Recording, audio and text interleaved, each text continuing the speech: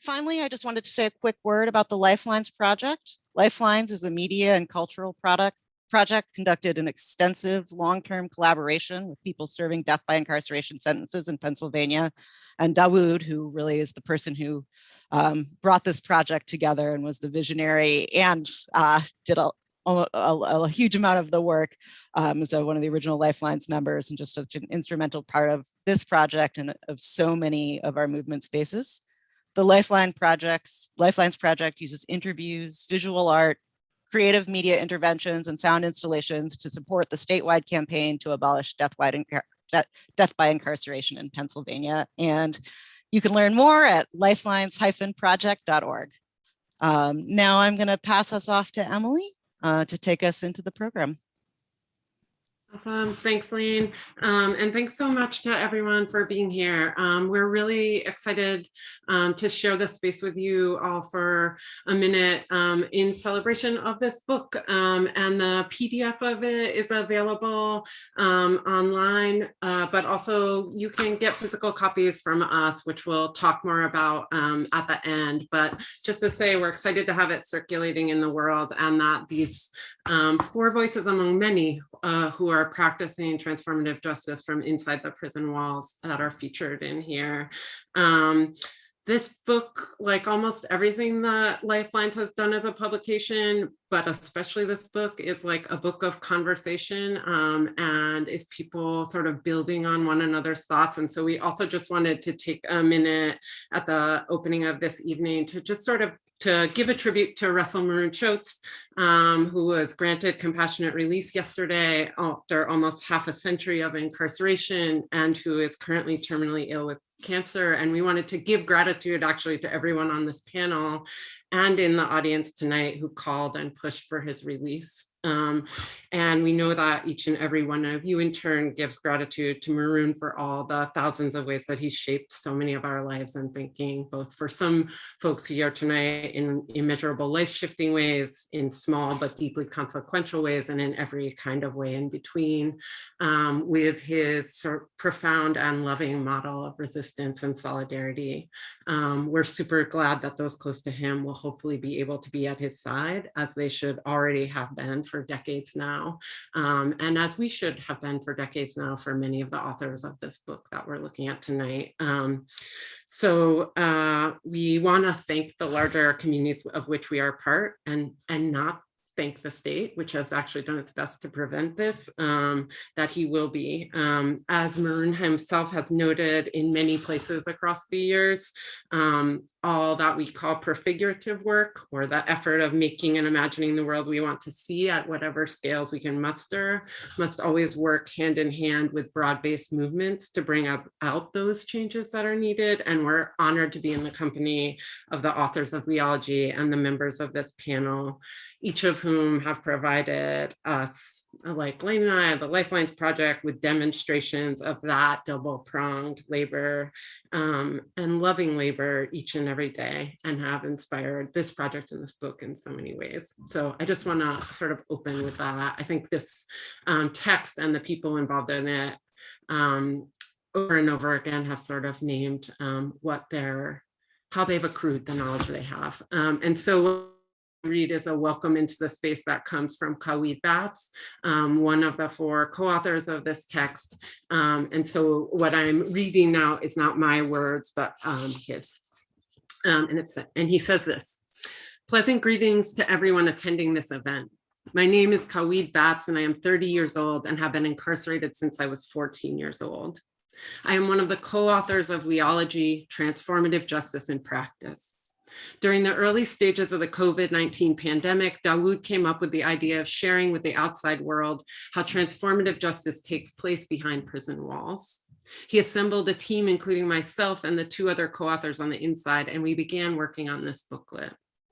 There's a nasty stigma placed upon incarcerated human beings that once you end up behind prison walls, you are a throwaway and have nothing else left to offer society. And from my experience, that is a completely false narrative. In 2017, I went to SCI Greaterford and stayed there for 8 months awaiting resentencing. The first person I met there was Ghani, who is also on this panel tonight, who like me was also a juvenile lifer, so we connected on that aspect of our lives. During one of our conversations, I remember him telling me to not let going home be my end all and be all, but to focus on living the right way and doing the right thing. I understood that he was encouraging me to continue the fight to get out of prison, but he was also encouraging me to give something back. I knew what transformative justice meant at that point, but had never actually been a part of healing circles, and I was quiet at first. However, Ghani had introduced me to Phil, who is an incarcerated human being that facilitated most of the groups. After being a part of the first couple of groups, Phil noticed that I was still a little bit on the quiet side and pulled me aside. He let me know that the only way I would truly get something out of these groups was to open up. And as I continued to attend the groups, I grew more confident and began to share and speak up as well. All of the programs dealing with transformative justice were facilitated by incarcerated human beings, and most of them were serving very long sentences or death by incarceration sentences. And all of these programs were voluntary. When we first began working on this pamphlet, my goal was to just share some of my personal story and hope that somehow my story would help someone. But now, writing this introduction, I realized that what I'm doing, that all I'm doing is piggybacking off of what was put into me by guys who have been doing this work for years. Phil, Ghani, Sadiq, Rel, Vern, Shakabuna, and all the other brothers of Right to Redemption have been doing peace building work for years. I feel I have to give credit to them because I learned a lot from each and every one of them, and of course from Dawud. To me, WeOlogy is about our version of what goes on the inside that most people don't get to read about, our truth. Again, thank you to everyone for attending this event, and thank you to everyone on the outside that added their work to WeOlogy as well, because without your contributions, this pamphlet would not be the same. We hope you enjoy reading WeOlogy just as much as we did working on it. In solidarity, Qu'eed. So thank you for that. Thank you, Emily, for sharing that welcome. And let's all hope for the day that Q can be here with us in one of these events, speaking to us in person.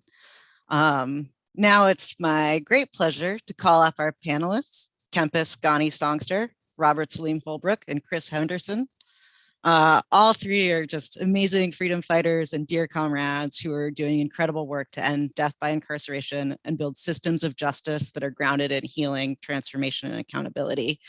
We're going to get into the questions in a little bit, but first we're going to ask each panelist to introduce themselves by just unmuting and telling us a little bit about who you are and the work that you do. Ghani, let's start with you if you're ready. Good evening, everybody. Peace and light to everyone. It's a blessing to be here, of course. My name is Kempis Songster. A lot of comrades affectionately know me as Ghani. And I am currently the program manager of Healing Futures, a restorative justice diversion program with the Youth Art and Self-Empowerment Project.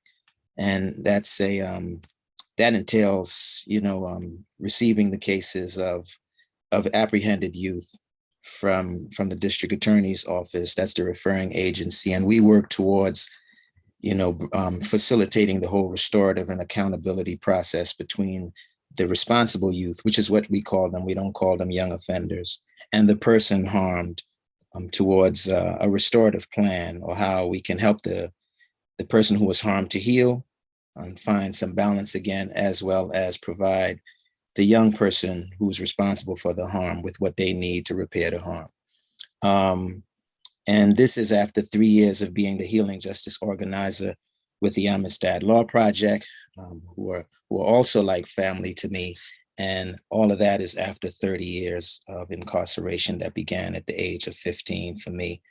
And so again, when I say I'm blessed to be here, that's not just being polite, that's coming from a very deep place in my heart. Thank you, Ghani. And I think I can safely speak on behalf of everyone to say we are all very blessed to have you here too. Thanks for being here tonight, doing the work you do. Now I'm going to pass it on to Chris.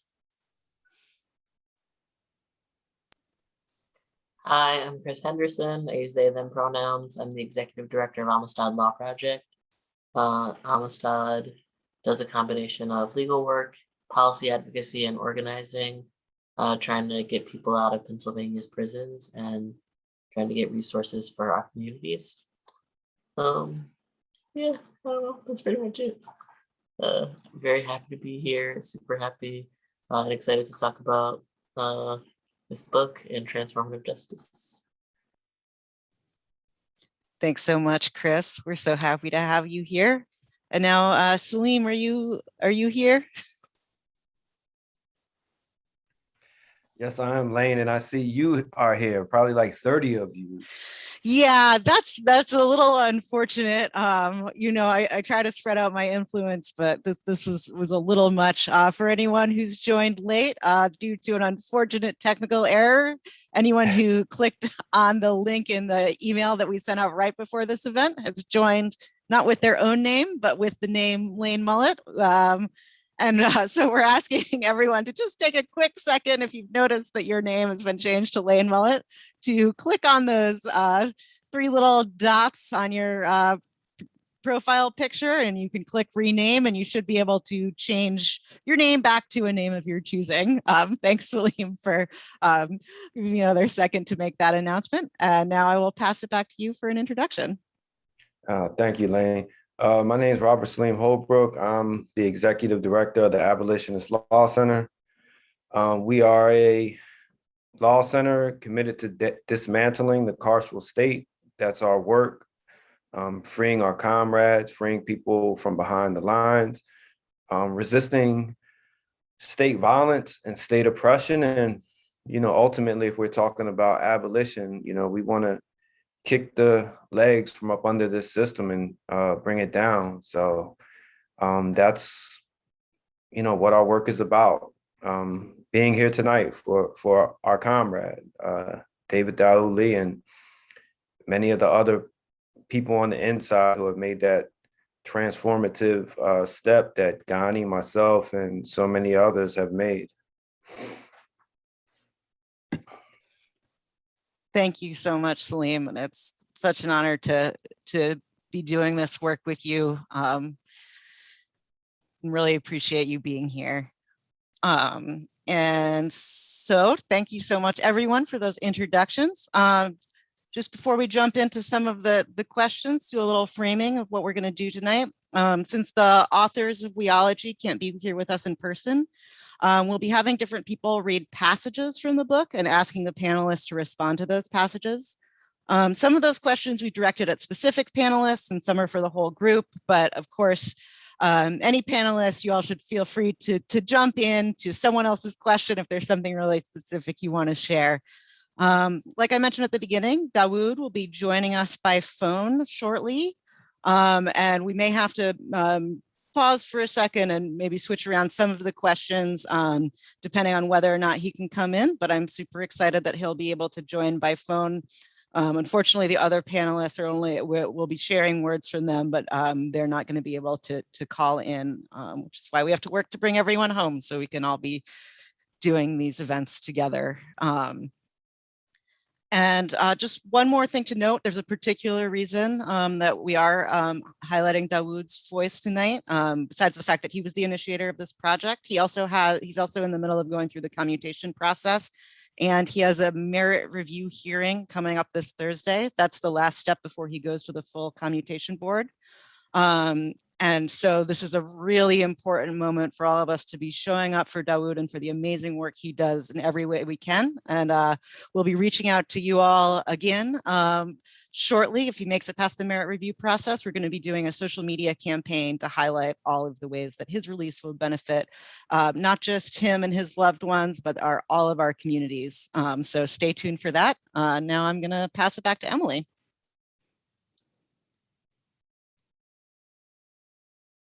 Awesome. Thanks so much. I'm just doing a very quick thing right now, which is to just acknowledge another Emily who's here on the panel tonight, who is joining us from Minneapolis and who did the illustrations that accompany this book throughout. to invite her to both share an excerpt from the book and ask the first question for us, but also to take a second to just thank her for the many things that she added to its production.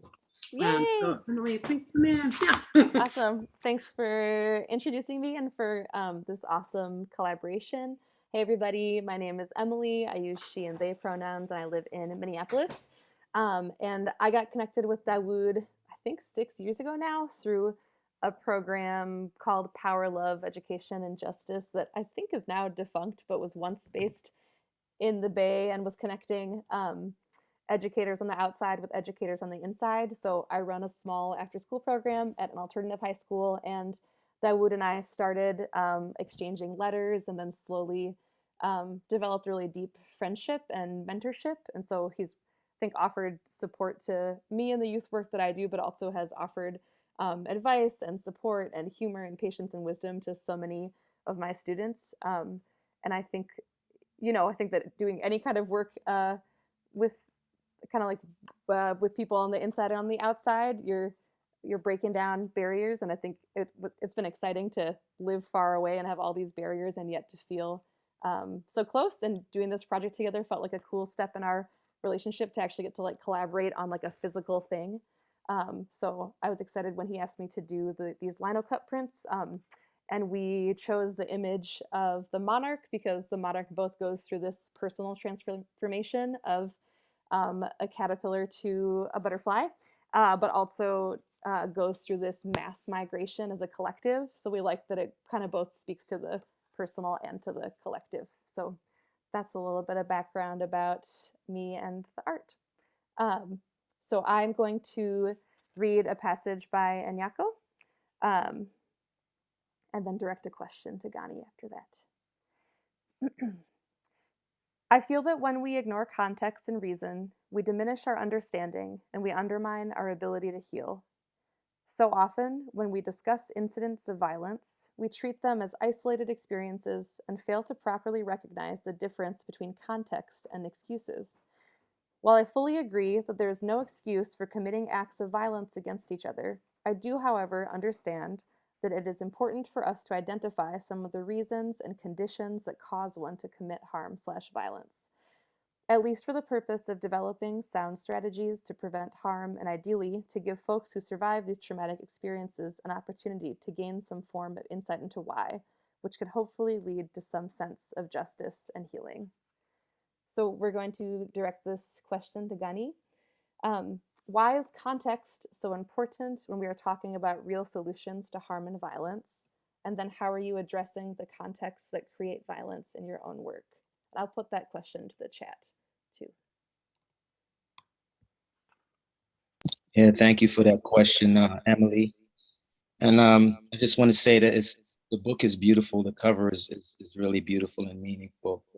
And one of the things that moved me about Nyako's piece was when he talked about the difference between context and excuses, because a lot of times when we try to provide explanations to why violence happen in our communities, especially when it's coming out of the mouth of people who, like myself, was an actor in violence, it can sound as an excuse, and that's not what it is at all. I think context is vital in liberating us from the confines of value judgments and moral language, right? Which tends to be passed off as an explanation for why things happen when they're not. I think probably James Gilligan wrote a book called Violence, a Reflection on a National Epidemic. And he gives this analogy that I often refer to because I find it very useful when he talks about Jean-Baptiste Poquelin, who was he was a playwright, and he back in the 19th and early 19th century, and he said he in one of his pieces called Molière, right? This was a play. He illustrates the difference between the philosophy or the scholasticism of the Middle Ages and the scientific thinking that was just beginning to be applied in the world of his time. And I think, what we're talking about, especially when we talk about transformative justice, we're talking about breaking away from the confines of the Middle Age thinking that didn't have context and explanations for why things happen. One of the characters in Moliere was this physician who explains why morphine makes people sleepy by attributing that property to its what he called dormitive principle. And dormitive merely means sleep inducing. Obviously, that's not an explanation. You know, it's what you call a tautology, or saying the same thing twice, but in different words. And so basically morphine makes you sleepy because it's sleep inducing. I mean, we already know that morphine induces sleep. We already know that morphine is sleep inducing, but the question is, why is morphine sleep inducing, or why does it cause you to sleep? Likewise, to say that the cause of violence or the cause of murder was the fact that the person was evil or had an evil mind, right? Or was just a violent person. That's what you call a tautology. You know, it's saying the same thing twice. It's not an explanation, right? It's applying, you know, saying it's it's the person's violent character, or that the cause of the evil act, or actus reus in legal terms, is the evil mind of the actor. Mens rea is merely to say the same thing twice. It's a tautology. The question of causation is, why was he or she evil? Why did his personality or her personality take on the attributes we're calling evil? Why did he or she commit the act that we're calling evil? These are the kinds of questions, right, that a theory of violence should be able to answer, right? And so an important step to doing so, to answering this question, is to remove, or at least, remove the brackets of the moral language or the value language from the discussion, or rather to fill it with context, fill the discussion with context, right? And that's what is key to that's a key element of transformative justice that Nyako was pointing to. And so, transformative justice as in behind the walls, the way we were thinking about violence behind the walls, was moving towards explaining the causes of violence so we can learn how to solve it, right? So we can learn how to root it out of ourselves, for one, right? Root the tendencies out of ourselves, learn how to prevent it in our communities, right? And look at it as a problem of public health and preventive medicine, right? And to think of violence like as a symptom of a life-threatening, pathology, right? Which, like all other forms of illness, right, has an etiology or has a cause, right? And to think of violence as evil, or to think of it as bad, or is to confuse a value judgment about violence with explanation of it, and that's not an explanation. So context is about providing an explanation, because once you have an explanation, you have a solution, and once you have a solution, you have hope. And the system is aimed at robbing us of hope and keeping us mired in a situation of hopelessness, so that we don't think that we can transform and break the chains that it seeks to confine us to. Thank you so much, Ghani. And it looks like we may have Dawud joining us. Just give us just a second to see. Dawud, can you hear me?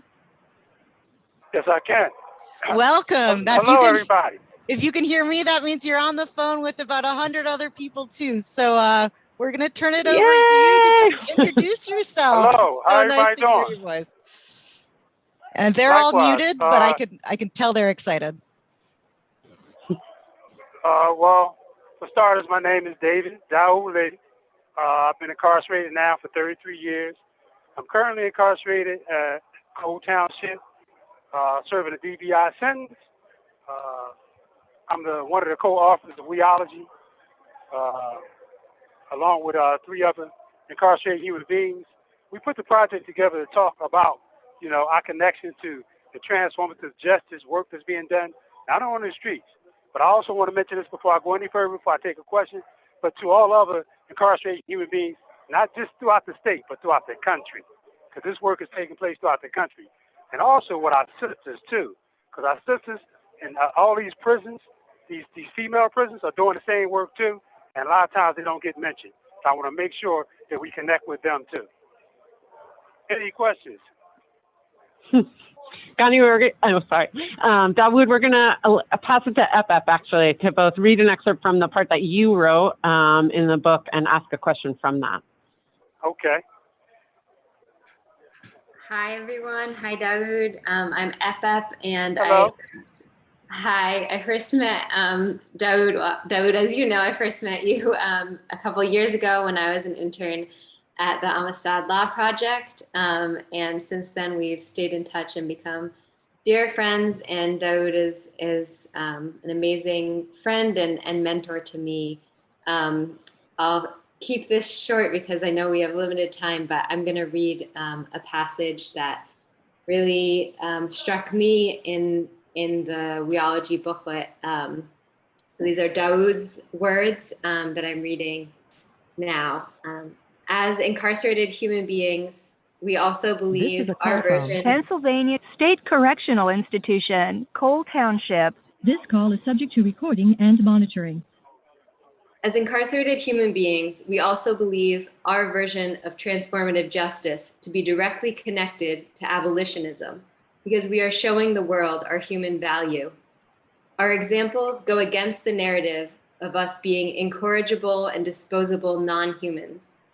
We are not objects to profit off of, either politically or financially. We are imperfect human beings and worthy of redemption, love, and freedom. And so this is a question for Dawud now. How do you understand the relationship between transformative justice and the abolition of prisons?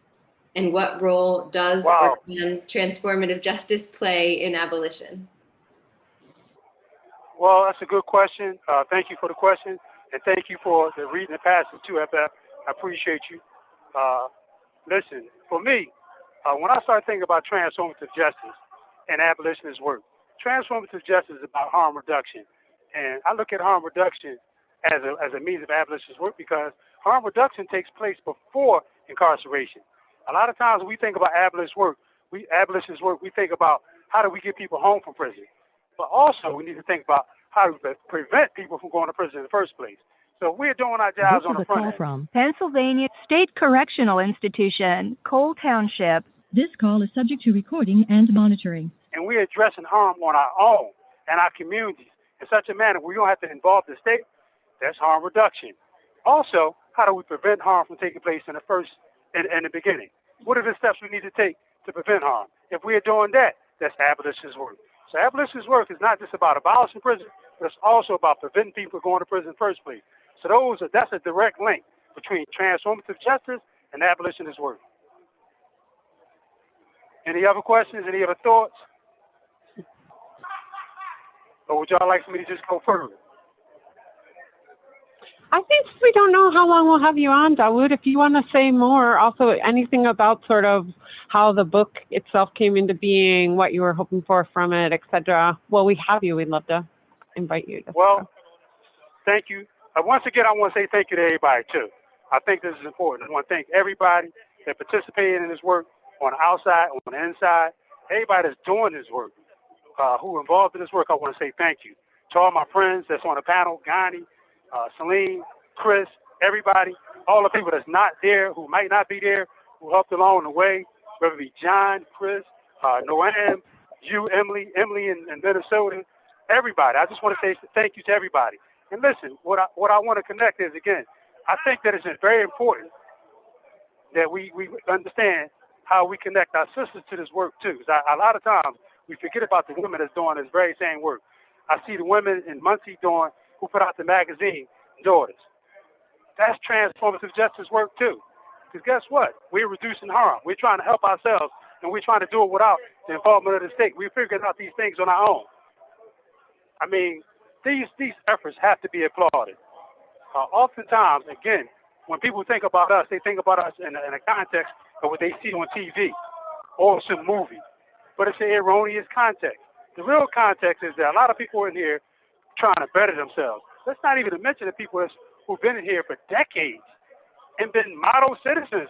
You know, you put these people on the streets, you see guys like Ghani, that's out there that's doing the work that he's doing right now. Selene that's doing the work they're doing right now.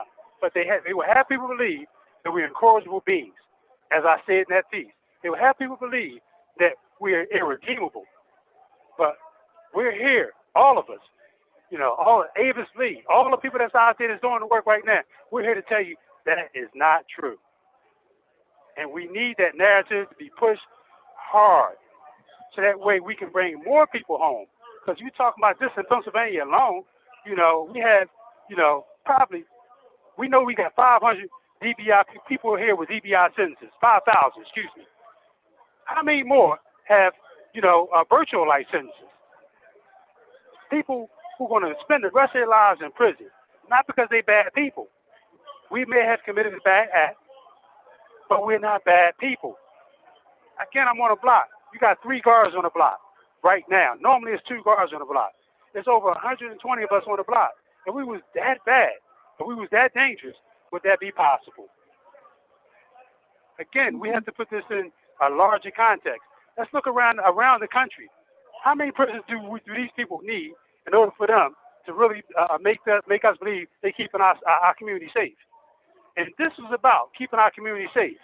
As they claim, why don't you lock up the cops who kill people who are dangerous, running around our communities?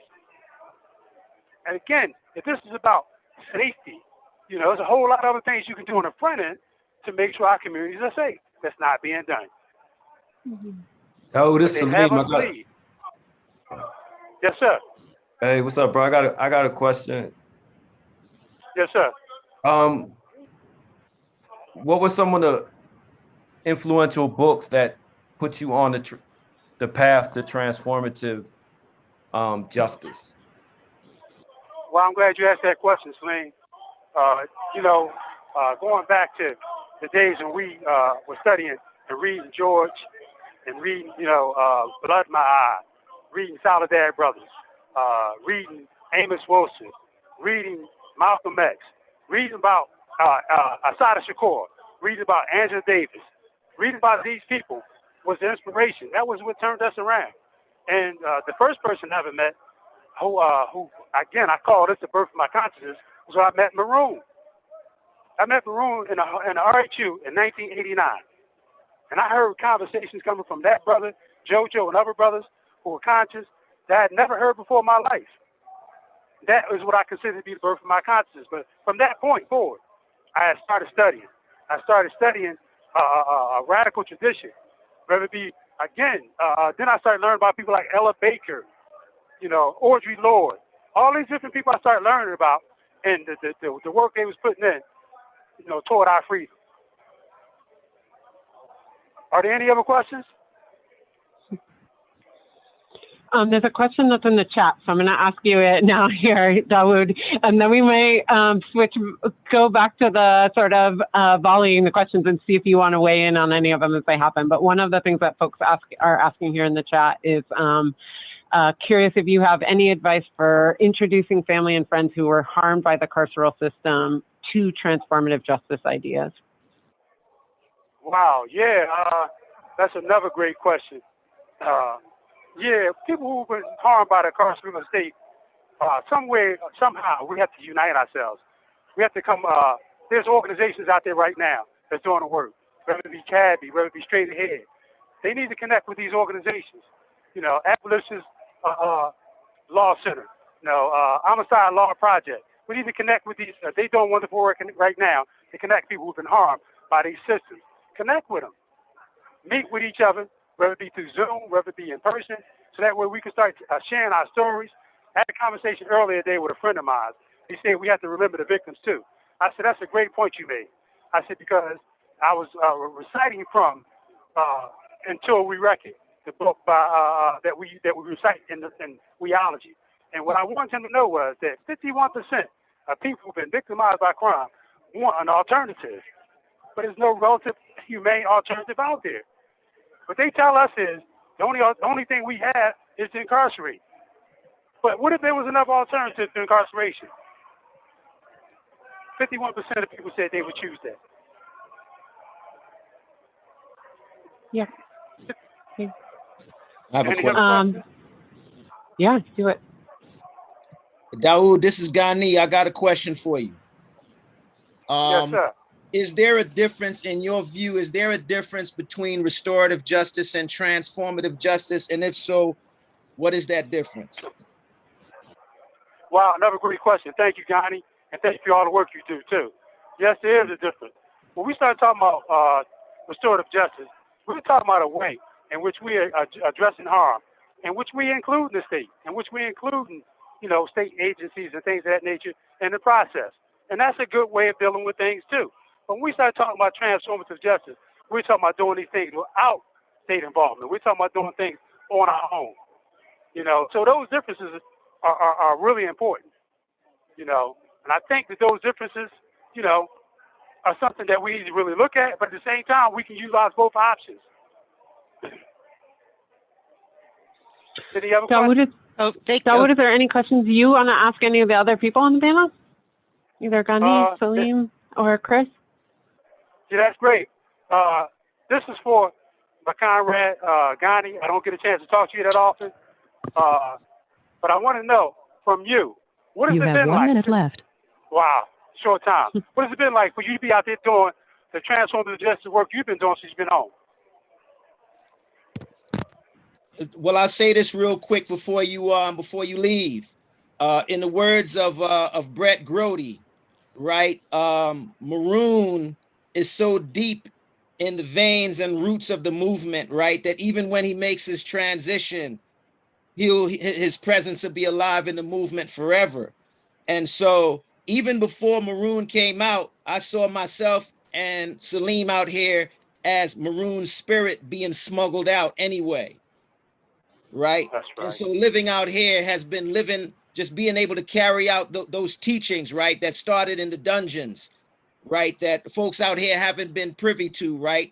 The opportunity to show and prove that those teachings do work and that they can have impact. That's what it's been like out here living. Thank you for using Securus. Goodbye.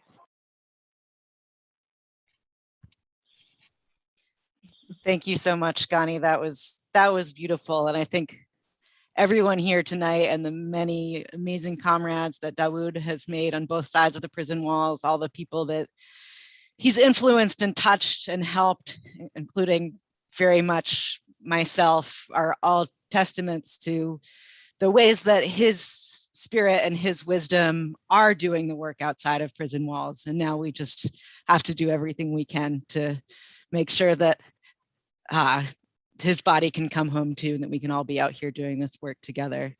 I'm not sure if he's going to be able to call back, but we're just going to move on with the panel. And then if he's able to rejoin us, of course, that would be great. But I'm really glad you all got to hear from him.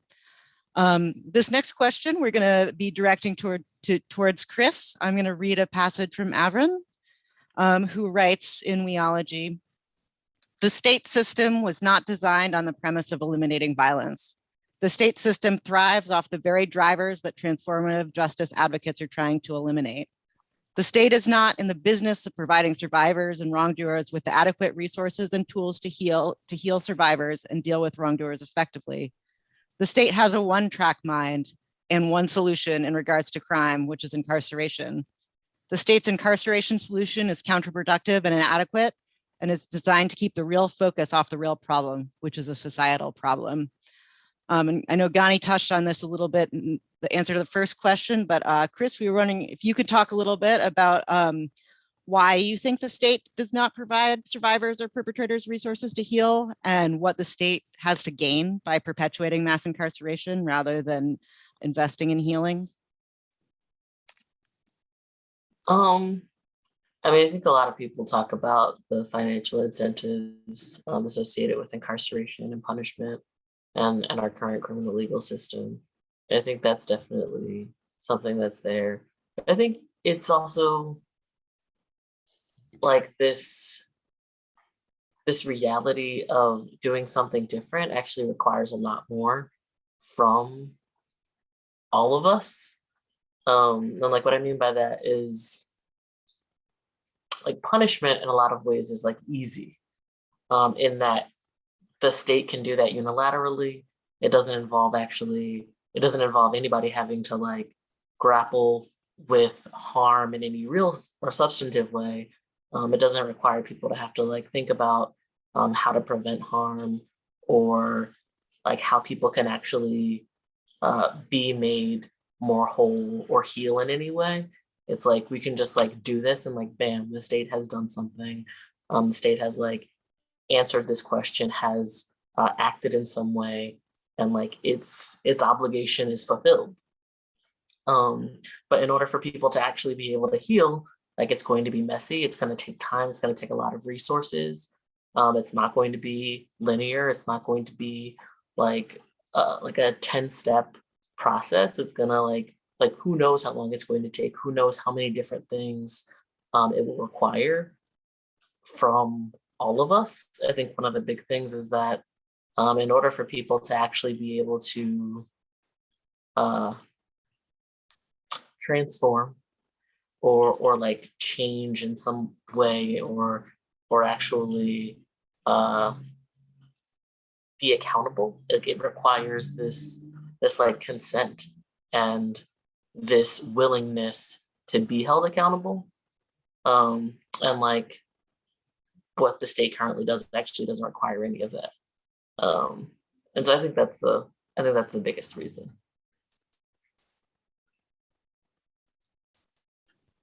Thank you so much, Chris.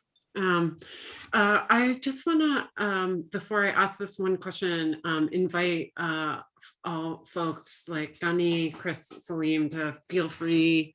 We're directing these questions at one person, but if you have things you want to add, like please don't hesitate. That we're sort of like just rotating them, but also knowing that all of you have a lot to offer. So we said this book has 4 authors. That is true. There are 4 inside authors, but it also has an introduction and a prologue of sorts, and that it was written by Salim. So there's an opening essay that in it beyond that, and so the passage I'm reading is from that opening essay and is written by Salim. So I'm going to read that first and then ask you the question from it. And it says, "This is where we grew from restorative justice to transformative justice. It was not enough for us to recognize the harm we cause our victims, their families, our families, and community.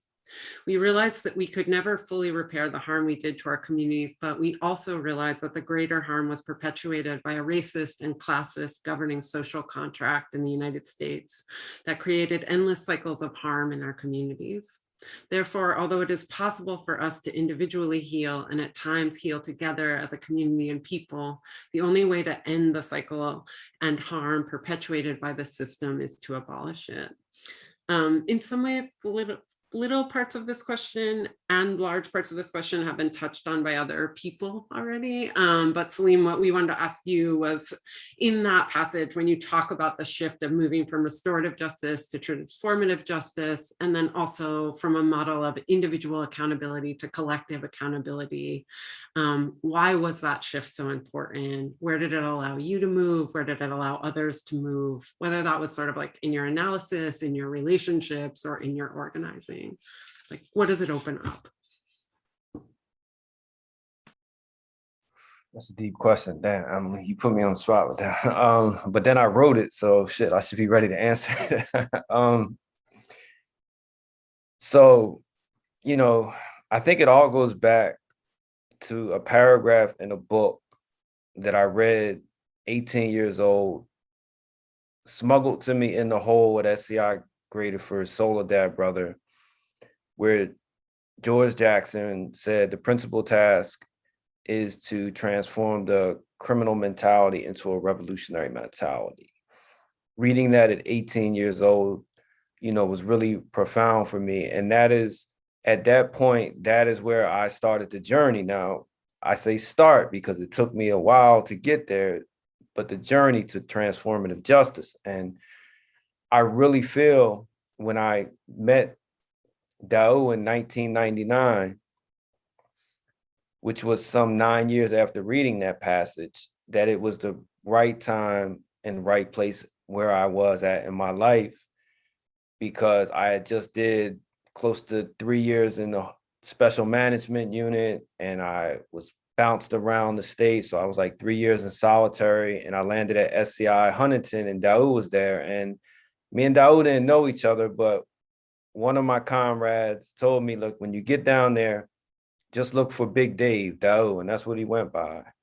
And one day in the yard, you know, we were in a circle talking, and Dawud started talking about our mutual comrade. And I said, damn, are you Dawud? And he said, yeah, I'm Dawud. I said, well, man, Ryan told me to get with you when I got down here.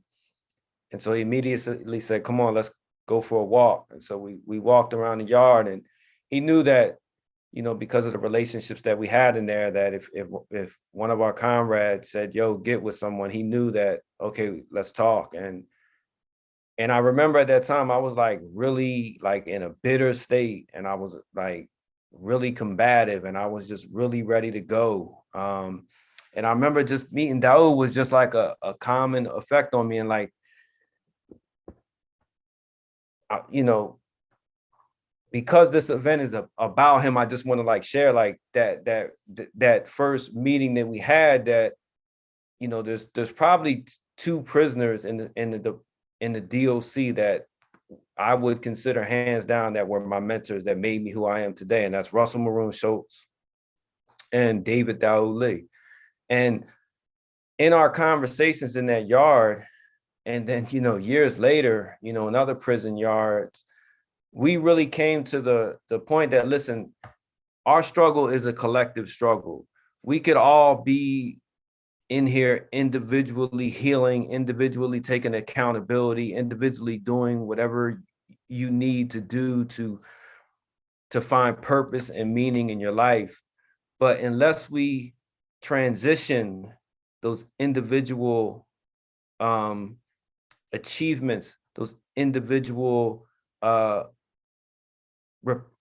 reparations, right, into a collective struggle, we're still going to be being harmed. We're still going to be being oppressed, right? The conditions that bred poverty, the conditions that manufacture poverty, that manufacture oppression in our communities are going to be there. So we looked at this from like, if I just heal myself and not attempt to abolish the system that is responsible for the harm, are we just perpetuating it by just allowing it to continue? So that's how we had to make that step to transformative justice, realizing that just me healing, I could be the most healed person in the world, but when I step out my front door, the world isn't healed, you know? And that has to be dealt with. And so that was a major factor. And again, I can't discount the influence of not just political prisoners, but of the Black liberation movement, the civil rights movement, the struggle against apartheid, the decolonial movements. There could be no transformative justice today without that. There could, like, if you go in the prison systems today and you ask them and you have these conversations with what does transformative justice mean to you, you're going to hear George Jackson. You're going to hear Assata Shakur. You're going to hear Malcolm X, right? Because when you're in that cell on that bunk and you're reading Assata, when you're reading even Malcolm and you're reading George, and there's the others, they're in that cell with you. You're like, shit, this is my life right here. And so that was like the major influences on us that made us take that transition to transformative justice from restorative justice, which again, I said, you know, not discounting it. I don't want anything to be considered that we're discounting or discarding. What we're saying is that for those of us who want to abolish and transform the system, we had to take the next step. We want people to heal. We want people to be restored. But it's like an analogy Brett Grote gave when we were arguing to get a prisoner out of solitary confinement after 33 years. The mental health expert said he could be in that cell for 33 years. We know it's causing mental trauma, but as long as we could take him out of that cell and get him some type of mental help just before he goes crazy and breaks, and then put him back in that cell, we've met our obligations. And Brett said, Your Honor, essentially what they are saying is that if there is a faulty electrical socket in that cell that's shooting out sparks, they don't have to fix that faulty electric socket. If it burns that prisoner, all they have to do is take the prisoner out.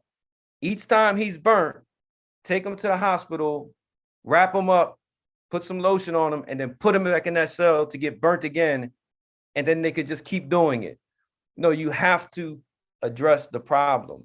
And that's what transformative justice is for us. We can continue healing people, but until we take on this system that's harming people, we are going to continue the cycle. So sorry for taking up a lot of space with that, but for us, that was like, for us as human beings, that was our next step that we felt that we had to take in this struggle.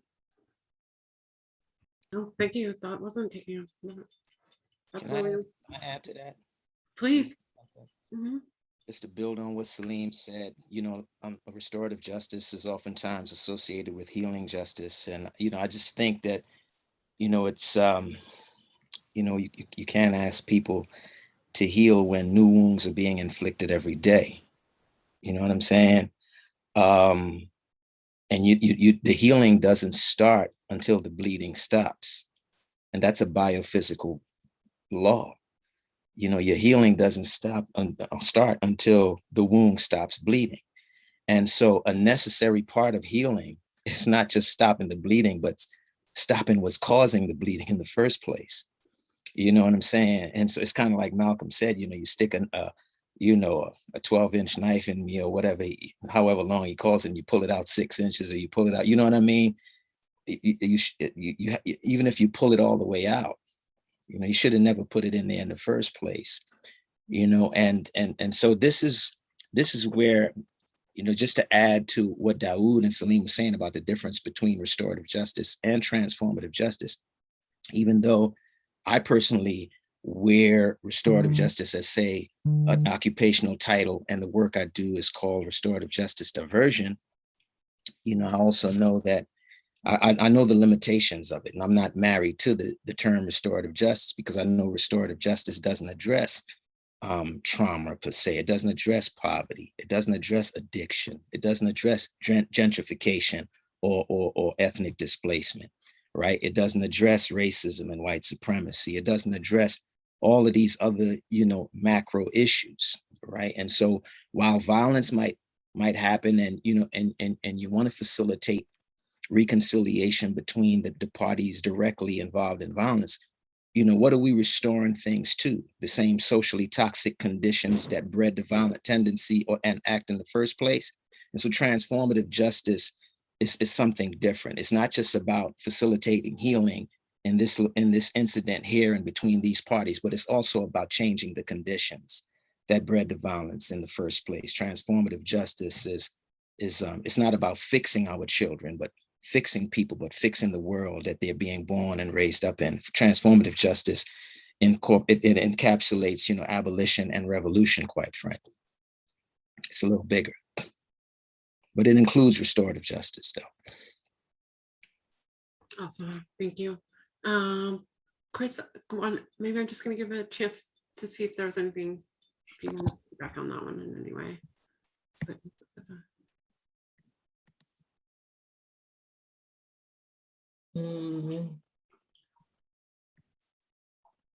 I don't think so. I think there were like things along the way, and now I'm kind of like, yeah.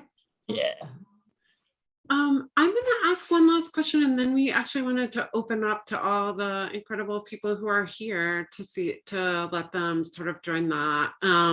So I'll close with this one. Any of the three of you that wants to take it up, amazing. But also don't feel obliged. The intro again, it's sort of something in some ways people have already spoken to. But the intro that Qu'eed wrote, that I read at the opening, sort of welcoming people into it, closed by sort of him acknowledging or naming that all he's doing now is piggybacking on the work of all of these other people that have preceded him, right? And building off of it and sort of accumulating from it, and just sort of naming how much he learned from each and every one of those. And so this was sort of for all of you, if you wanted to speak to who or what you piggybacked off of in your own journeys around transformative justice, and sort of what were some of the shaping elements that provided you either with vision or with inspiration or clarity or motivation, however you want to take that, but sort of like, what legacies are you drawing from as you do this work today in this moment? Can I say this right here in answering that, Emily, that I'd be remiss to let this come to an end without saying how, first of all, how grateful I am to participate in Lifelines to help lift up the voices and the contributions of incarcerated human beings. I love, Dawud's use of that term, incarcerated human beings, to help with smuggling their consciousness to freedom.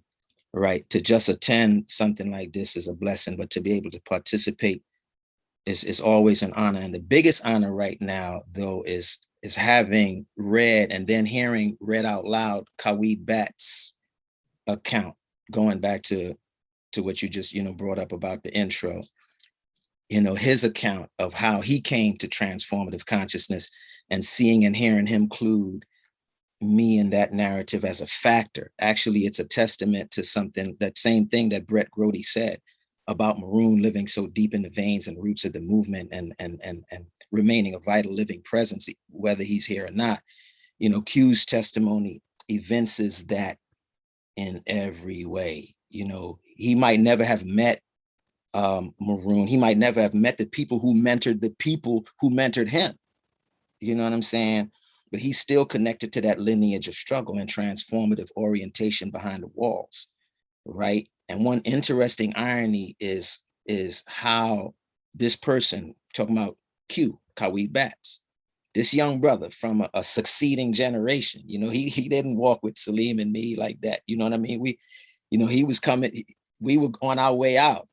But his name had become a household name, or a jail household name, and a name of great hope, anticipation, and anxiety and stress, to be honest. We're talking about Commonwealth versus Batts.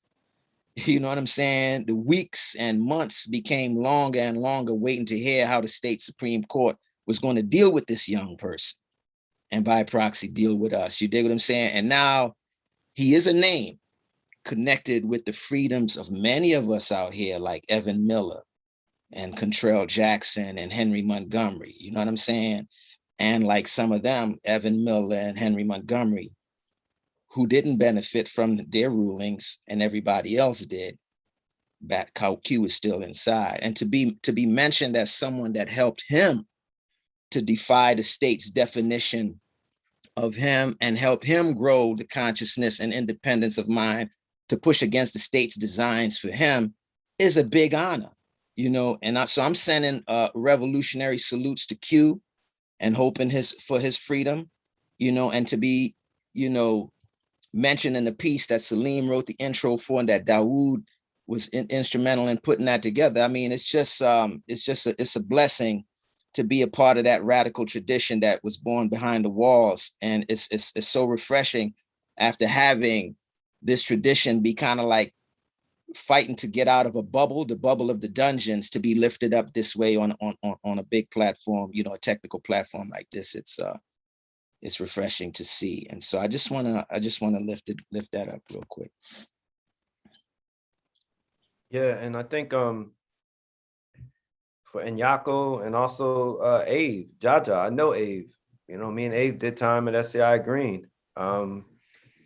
This is definitely, these are those lineages that connect us as a movement. And that's what it's about, passing the baton. Unfortunately, we certainly don't serve to pass that baton in prison, right? But, for all of them, those brothers that wrote that book, they certainly can count themselves part of that legacy that traces not just back to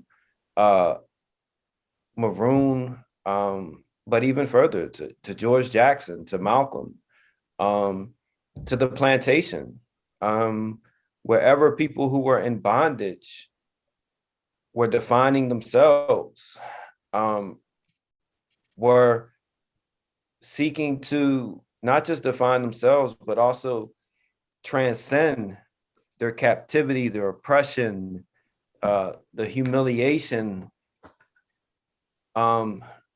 They are a part of that lineage. And, you know, I'm glad that they had the opportunity to walk with Dawud, to work with Dawud, because I know Dawud, like, you know, I always laugh because Dawud was the complete opposite of me. Like, Dawud is patient with younger prisoners. You know, I mean, I don't know.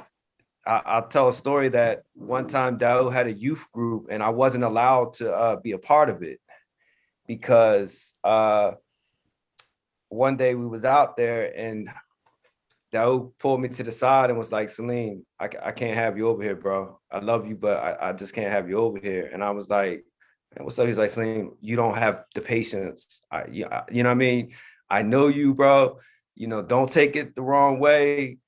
And I didn't, because like I said, me and Dawud had that relationship that sometimes you need your best friend to tell you, like, listen, this just ain't for you. And he was like, I need your advice on what to give them to read and all this, but I just don't need you over there, bro. Right. But that is Dawud. Like, Dawud is a teacher, like, and he taught me, you know, and when he told me that, like I said, I didn't take it personal. I'm like, yeah, he is good at what he does. And I'm in awe at that. I'm in awe at his ability to not just be patient, but to connect with people and teach them and be there for them on a level as a human being I just don't have. And that is someone, you know, who Dawud is. And I hope that those qualities transcend to Nyako, to Ave, and also to Qu'eed. So excuse me, it's one of them days. And I hope that those qualities transcend to them. And that's part of him continuing that legacy, because they will meet some other younger prisoners and transmit those values and that knowledge to them.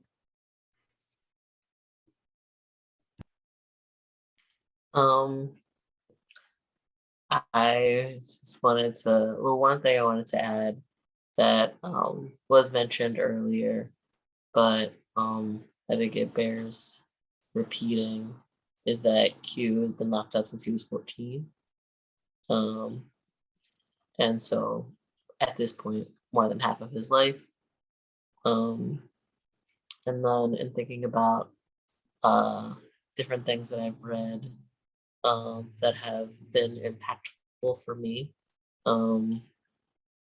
Somebody in the chat mentioned We Do This Till We Free Us by Mariam Kaba, which is really great. Dawud on the phone also mentioned Until We Reckon by Danielle Sered, which is great. Beyond Survival is very good. Let's see. So those are. I also recently got Becoming Abolitionists by Derek Purnell. I haven't read it yet, but I'm sure it's good. And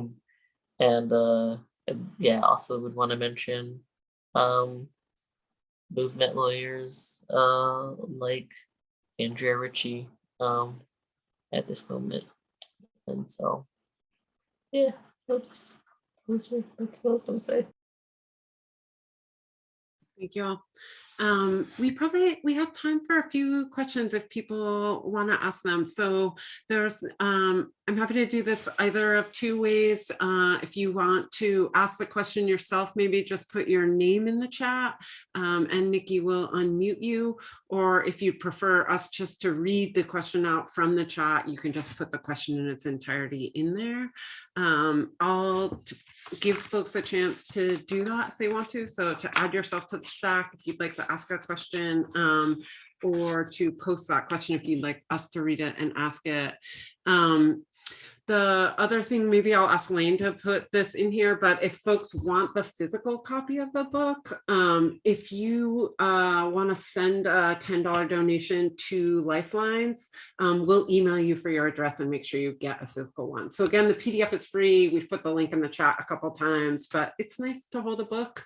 And I know I will say I will prefer to sit down and read a physical copy than an online thing of something. So if that's something that you want, please do send it there. And I'm gonna see if people, okay, this is and there's also a small note from Nikki saying, if you are, this goes back to our technical problem of multiple people being named Lane Mullet, so we can't tell which one to unmute. If you are still have that name, if you could ask your question in the chat instead, that would be amazing. There is a question here for Ghani, and it's something you said earlier where you were saying restorative justice addresses stopping the bleeding, transformative justice starting healing. Would you sort of speak more to that comment? So I wonder, Ghani, if you'd be willing to sort of add on or speak more to that observation. Maybe you're there at the moment, can you hear that?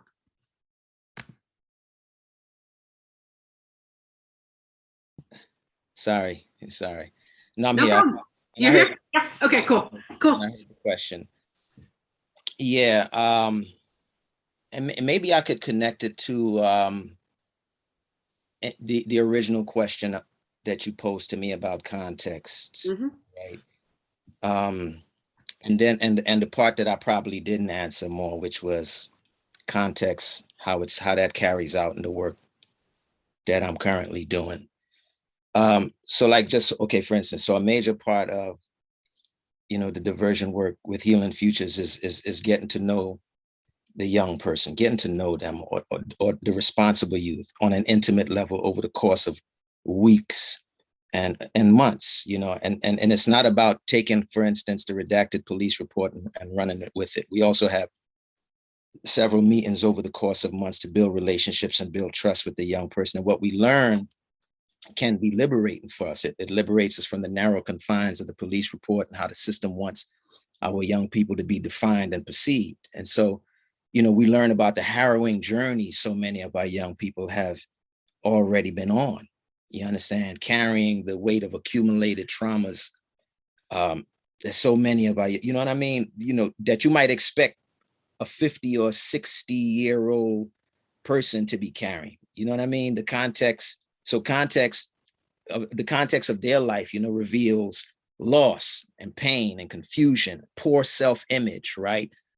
Dreams deferred, struggles to negotiate the twists and turns of racially and economically marginalized life in socially toxic environments like the concrete jungles that we come up in.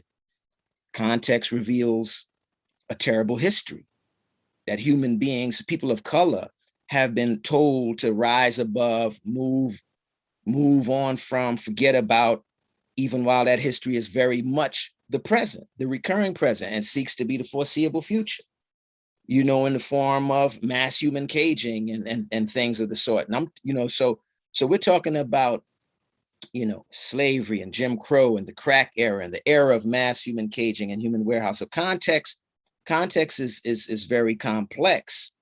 And like somebody mentioned, Daniel Sered, where she says, in our zero-sum system, complexity is a liability. It's our job to lift up complexity, the complexity of human behavior as revolutionaries, as people that believe in transformative justice. It's important for us to remember that our confinement,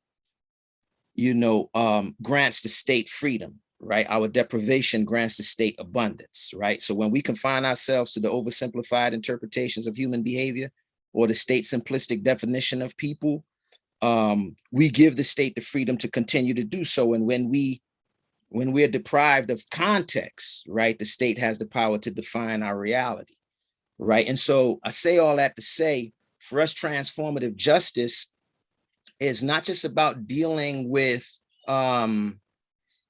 just the circumstances or the direct circumstances of the particular incident that happened between two people of a particular act of violence. but also looking at how deep the rabbit hole runs under that act. You know what I'm saying? All the contributing dynamics. You know what I'm saying? And we're talking about environment, we're talking about upbringing, we're talking about everything, you know, even with the Miller versus Alabama ruling, you know, supported by Montgomery versus Louisiana, for instance. You know, it was, you know, it was required that a wider latitude of mitigating factors be considered behind the actions of a young person, right? Transformative justice is about addressing all of those factors. You know what I'm saying? Changing those factors, right? Making sure that they're not determinants in a young person's life or anybody's life, right? It's about addressing them to the point where it prevents or it reduces the likelihood of these factors causing violent tendencies, right? So transformative justice is about addressing poverty. It's about addressing addiction. It's about addressing racism and white supremacy. Transformative justice is about, you know, if you're in those countries, addressing colonialism, for instance, right? And neo-colonialism, right? It's about addressing gentrification. It's about addressing expanding food deserts. You know what I mean? It's about addressing lead poisoning per se in water. It's about addressing everything that makes life an increasingly unlivable affair for human beings, right? And that causes human beings to be less than themselves, right?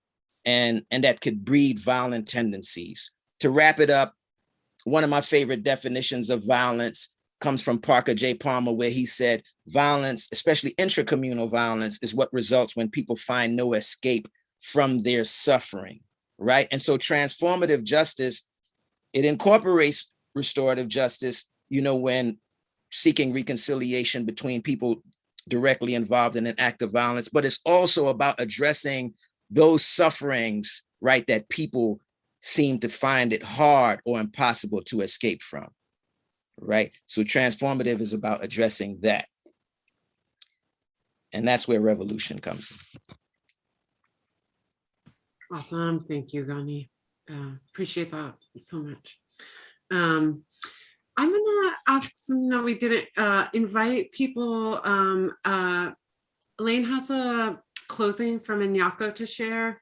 I also wanted to invite people to put in the chat in a way that will pass along. Since Avron, JaJa, Holland can't be here, since Qu'eed Batts can't be here, since Dawud could only join us for 15 minutes of the entirety of the program, since Nyako can't actually be present for the whole thing, if people want to share in the chat at all messages that they would like to send to them about what this event meant to them, and to sort of hear excerpts from the book in that fashion, I want to invite people to do so, and we sort of pledge to make sure they receive them. So same, even if you don't have a question that you'd like to ask the panelists, if you have something that you would like to share with the rest of the people who created this publication, but unfortunately, because of the conditions that we are all hoping and working to change, cannot be here in this moment. So I want to invite folks for a minute to put something there that we would then pass along. And someone also asked in the chat how they could get this publication to a loved one on the inside.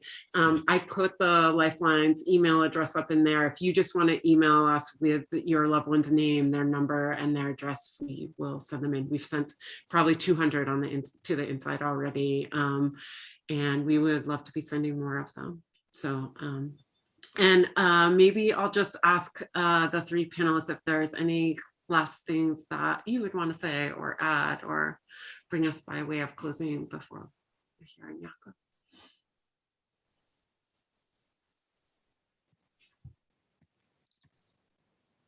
I'll go. Mm-hmm.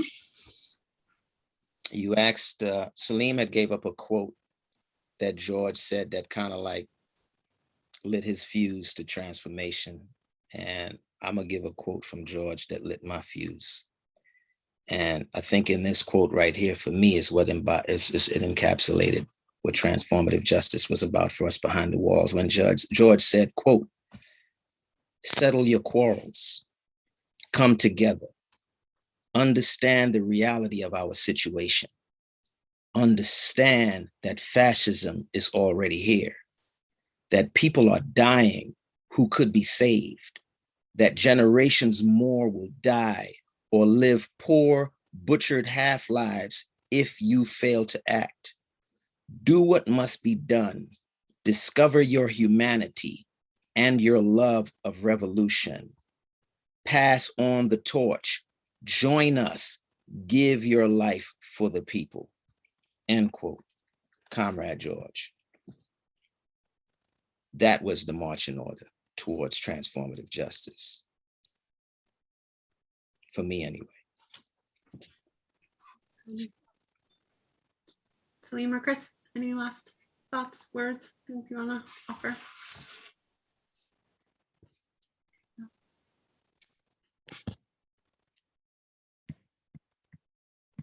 Who wants to follow that? I would just say, and you probably hear these cats fighting in the background.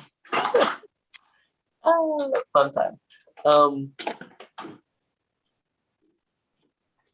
I think that there's like work that all of us can and should be doing to make our world better, and to get us closer to the world that we all want to live in, one in which we can all thrive.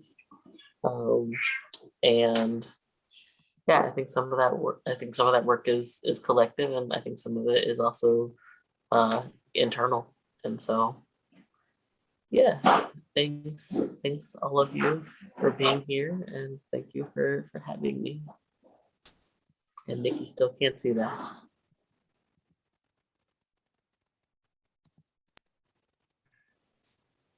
No, I just want to thank everyone for coming out, giving me the opportunity to share about Dawud. You know, it's great just to see, you know, people who don't know Dawud come out and, you know, join this event and give us the opportunity just to reflect on, you know, our friendship, our comradeship, all the contributions Dawud has given this movement for the past, you know, 30 years. And it's our hope, it's our objective. And, you know, I could assure you that we're not going to stop fighting until Dawud is home, until he is free out here with us where he belongs, contributing to this movement and contributing to life. So just thank you for coming out today. I know this meant, as someone who was on the other side of that phone at many events like this in the past, I could tell you that, you know, that energy that Dawud had when he was like, come on, where's the questions? Who got the questions? You know, I was just smiling on the inside because I know that energy, you know, and it's just for us to give him that 15 minutes that he had. I know that him walking back to the cell for the rest of the night, he's not going to be in SCI Cole Township. He's out here with us, and that's where his head's at, and that's where we're looking to bring him. So, you know, thank you everyone for coming out. And let's bring Dawud home. Yeah, thanks, Salim. Thank you. Expect to hear from us about follow-up things that we'll do after the merit review as we push towards the commutation hearing. So we'll definitely be doing a bunch of work between those two things. For folks who have not ever heard that process, the merit review, Dawud needs to get 3 out of 5 yes votes in order to then be heard before the entire commutation board. So there will be a bunch of work happening once, as everyone is saying, he gets that, he makes the merit review. Let's just say that aloud as an affirmation for the moment. That part happens, and then you can anticipate some work that an organizing will be doing in preparation for the actual commutation board hearing, where he needs all 5 out of 5 votes. So, and I'm going to pass it to Lane at this moment for a closing from Nyako. And I just want to say again, thanks so much, everyone, for coming tonight. Thanks to all the lanes who showed up. And thank you to our amazing panelists. It's out, I've had the pleasure of hearing all three of you speak so many times, and I know I learn something new every time and leave feeling inspired to continue this very long fight. And Ghani, the words from George Jackson that you shared were really reminding me also of the urgency of transformative justice and of prison abolition. I think sometimes, I know we probably all have the experience of talking to people about abolition or talking to people about transformative justice, and people are like, oh yeah, that's nice, but it's not practical. There's so much gun violence in Philly. Like, what about that? And I feel like I'm always like, yes, what about that? That's happening under the current system. That speaks to the urgency and the deep change that we need to create systems that actually generate healing, that can really address harm and violence, that'll allow us to hold each other accountable and to transform. And I just so appreciate getting this WeOlogy, and also my years of friendship with Dawud, for the way that he and many of the other comrades are just a persistent reminder, both of that urgency and of the long and deep work and the patience that this work requires of us. And I also just want to, one of the other lanes said this in the chat, but just shout out one of my own mentors and dear friends, David Gilbert, a political prisoner who's been in prison since before I was born, was granted parole today. And I know he's someone who influenced me profoundly as a young person, and is part of the reason why I got into doing prison abolition work to begin with. So we'll be hopefully welcoming David home soon, and hopefully Dawud and many more after that. We've put this in the chat a bunch of times, but you can download the WeOlogy booklet for free on the Lifelines website, or you can receive a copy by donating $10 at lifelines-project.org/donate and emailing us your address. If you don't have $10, you can just email us, tell us you don't have $10, we'll mail you a copy anyway. And of course, if you have a loved one on the inside, we're happy to send a copy to them if you share your or if you share their number and location and name with us. And just to close us out, I'm going to read the words of Nyako.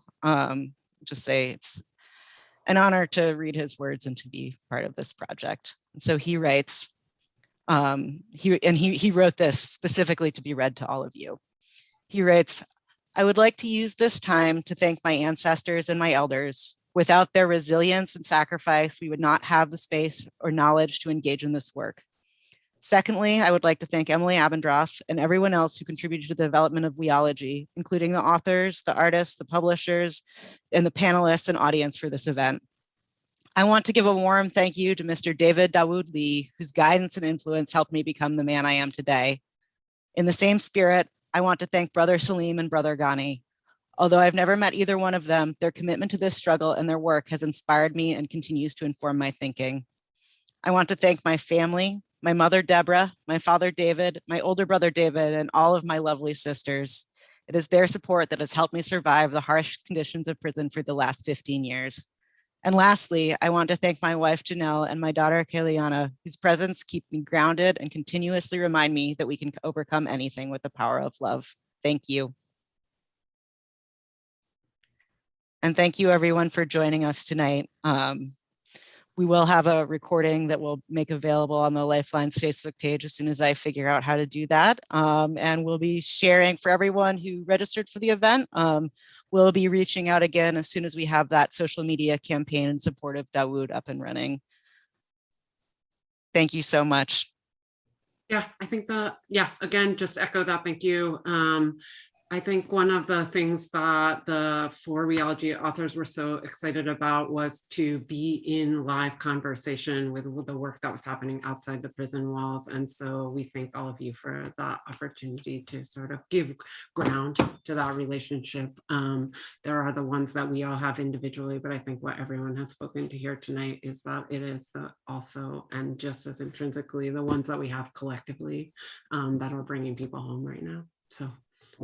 Thank you all for that work and for your evening. Again, thanks to Salim, to Ghani, to Chris, and to FF and Emily, and to everyone.